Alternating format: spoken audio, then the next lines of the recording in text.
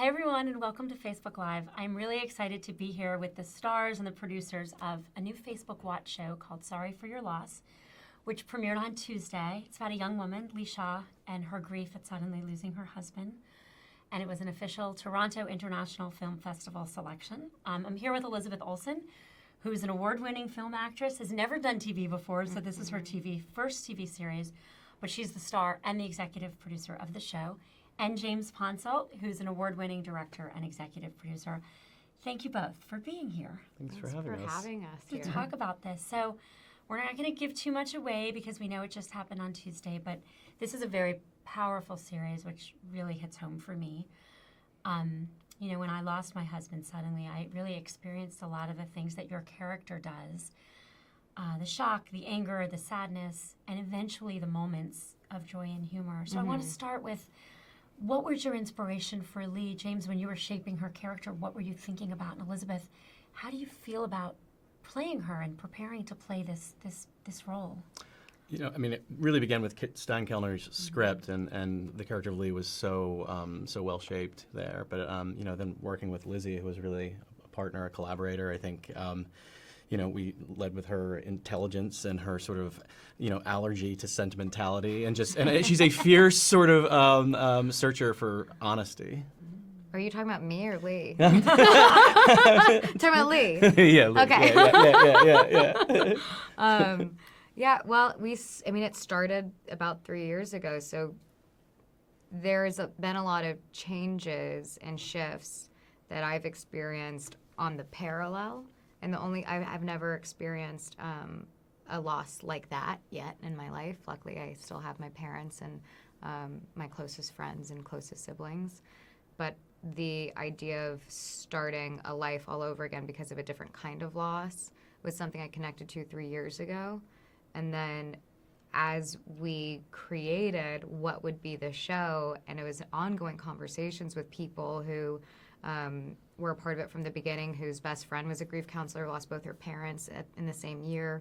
And it was just constant conversation of people just voluntarily speaking about the biggest losses in their life. And then it was Joan Didion's Year of Magical Thinking. I read that a few times over. I think it's a very articulate, visual, emotional experience as a reader. And she really allows you to get into the character of her own mind and to really understand what that experience was. And it was this thing that opened up everyone we worked with and communicated with about the project and the process. Everyone was sharing. I mean, you have so many personal experiences that kept blowing my mind, and it was first time people are honestly communicating about something that's so difficult to talk about. And I think that's one of the beautiful things about the show. When I wrote my book, one of the things I experienced was, trying to kick the elephant out of the room. And one of the things I thought was so powerful about the first episode is, you can see Lee have entire conversations with people who will never bring up her husband, which when you're watching in the show, you're like, that can't happen. But trust me, as you know, it happens. It happened to me over and over and over again. And so I think this show does kick a very big elephant out of a lot of rooms and show people that. What have you learned through this about how to help other people through hardship? Because I know so many people watching today are, hopefully, some have gone through loss, some haven't. Yeah. But I think everyone wants to be there for the people near them who need help, but it's so hard to know how. That is the thing that I learned. I analyzed my relationship with certain people in my family who did lose their father. And I reanalyzed, because I was 17 when it happened, and I was going through all the years of how I was scared to bring it up. I was scared to communicate about it. And then it was it was the end of last year where I realized maybe I should just start talking with them and bringing up the conversation, because I was avoiding it because I was thinking, oh, maybe this is too difficult. Maybe they don't want to talk about it. Maybe I'll remind them. Yeah, maybe I'll remind them about something sad. Yeah. But once I did that, it became there was no elephant in the room, what you're saying. Now it's become part of normal conversation for the last 6 months. And that that is, I think, the thing that I didn't know because I wasn't on the other side of it.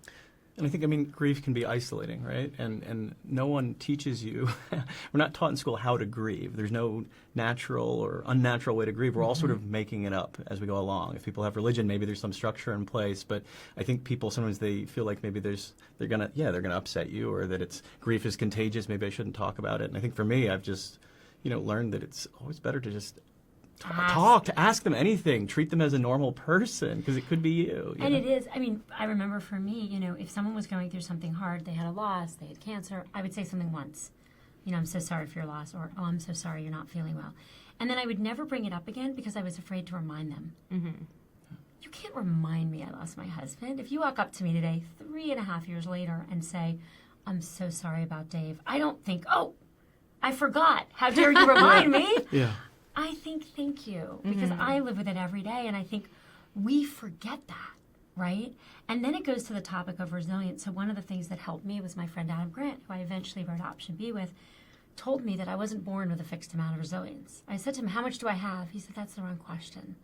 The question is, how much are you going to build? And it's like a muscle. Mm-hmm. And so as you think about the show, how do you think about helping people build resilience through this show? Because I think that's so clearly what you're trying to do. Yeah, I mean, I think we're trying to be a catalyst for a conversation. This is not a show about death. It is a show about life, about family, about sort of the ways that we heal. We have we had an advisor on the show, a guy named Dr. Scott Irwin, who's a professor of psychiatry, and he said sort of one of the models for grief that he really found the most comforting and true is that when someone passes away, whether it was a week ago, a month ago, a year ago, you don't stop being in relationship with them. You will always be in some kind of relationship with them. And you just have to own that, and the relationship will evolve as your life changes.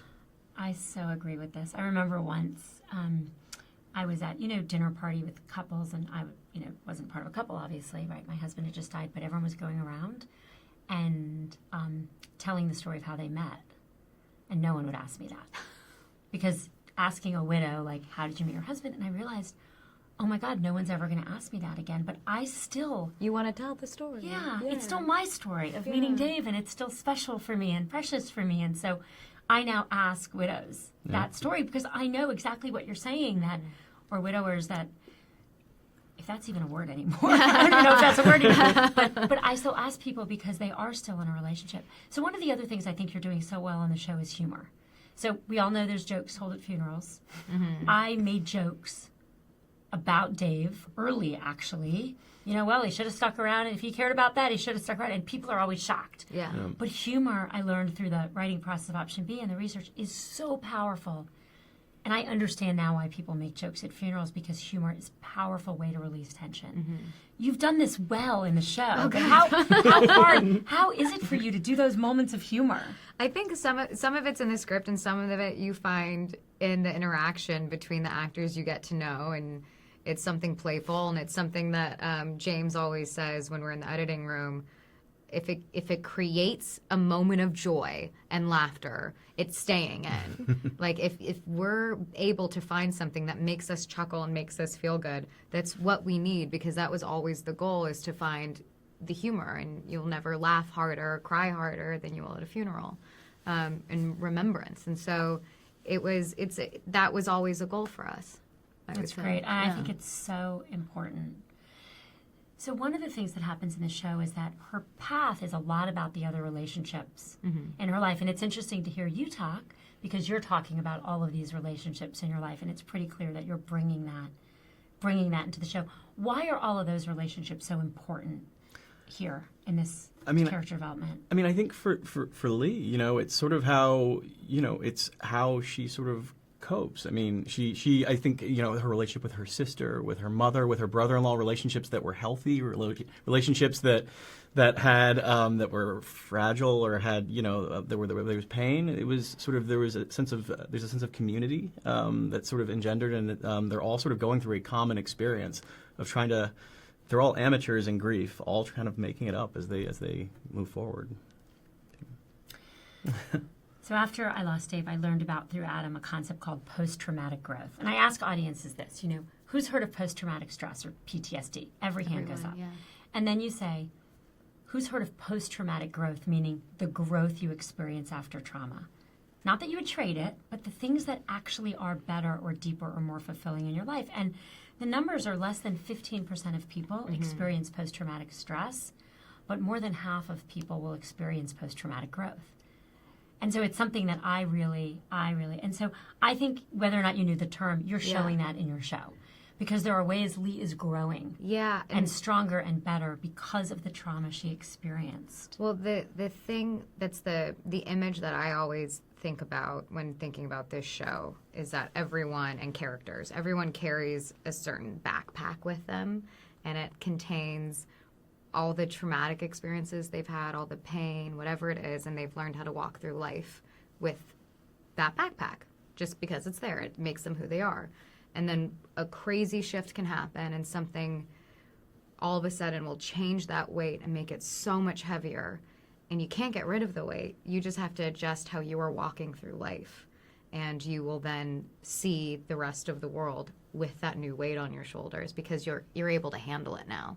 Like, you'll be able to get used to it and walk through life again. And I always think about that because that is growth, that's resilience, that's perseverance. And no, that's exactly right. So one of the many reasons we're so glad to have this show for Facebook Watch is because the whole idea of Watch is content with community at its core, that bring people together to have conversations or support each other or be part of people's lives. So there are a lot of Option B groups, and those groups have formed. There's a grief and loss group that I'm part of. There are other groups that people have formed and come together. There's a Sorry for Your Loss Facebook group, which already has a lot of people discussing their experiences. And the Option B group, having no connection to this, is having conversations around Sorry for Your Loss too, organically. So what is it like to work on a show that has community at its core?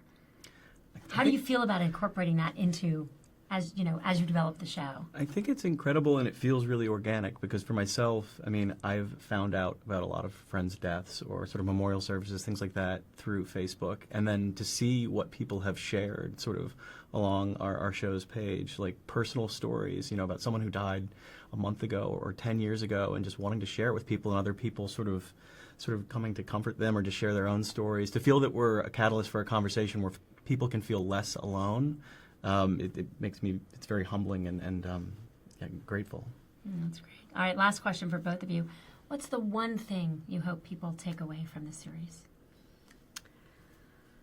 I hope the thing that I always want to get out of any work that I do is that it stimulates a conversation, that it actually makes someone want to talk about it afterwards. And it's the same, it's tied into this idea of having a community where the show is streaming, and the fact that you can actually see the conversation, and it is helping people feel not alone, just in the same way social networks make people feel connected if they feel isolated in their hometown or if they feel isolated in the school they're in, and that they can find someone like them on a different social network.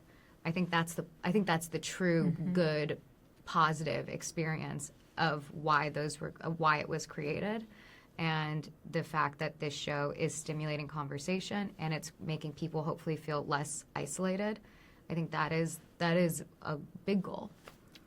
I think for me, if someone watching the show has lost someone and they feel alone, they don't know sort of what to do. It's whatever they're feeling is okay. That the emotions you're feeling are mentionable, should be talked about, they're manageable, and that we're all resilient and stronger than we think. It's a great message. Well, thank you both for creating something that's really meaningful to me and a lot of people. And thank you for being here. Thank you. Thanks for having us.